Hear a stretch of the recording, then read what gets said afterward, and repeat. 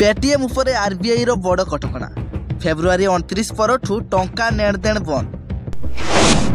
आपन को पाखरे पेटीएम अछि कि? पेटीएम रे आपण पेमेंट करूछंती कि?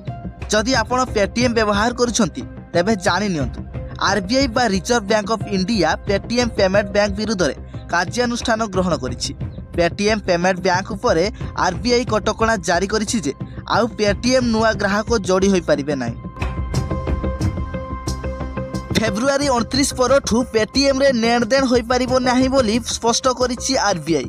तेबे पेटीएम रे थिबा टंका सरीबा चाहे व्यवहार होई परिबो बोली स्पष्ट करिछि।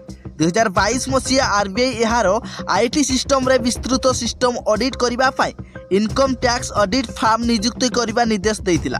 तेबे सही अनुसार आरबीआई एही पदक्षेप नैथिबा सूचना मिलिछि। जानि नियंतु कोन रहिछि नियम।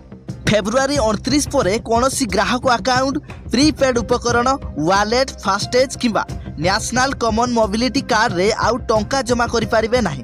ताहा सो क्रेडिट कारोबार अनुमति मध्ये दिया जिवो नाही। ग्राहक माने अकाउंट रे थिबा टंका उठेई परिबे हेले कोनोसी जमा करिबा अनुमति मिलिबो नाही। पेटीएम रु अन्य कोनोसी बैंक को टंका नेणदेण होई परिबो नाही। फेब्रुआरी 29 परे एही सुविधा पाई परिबे नाही ग्राहक, केवल यूपीआई सुविधा व्यवहार करि परिबे।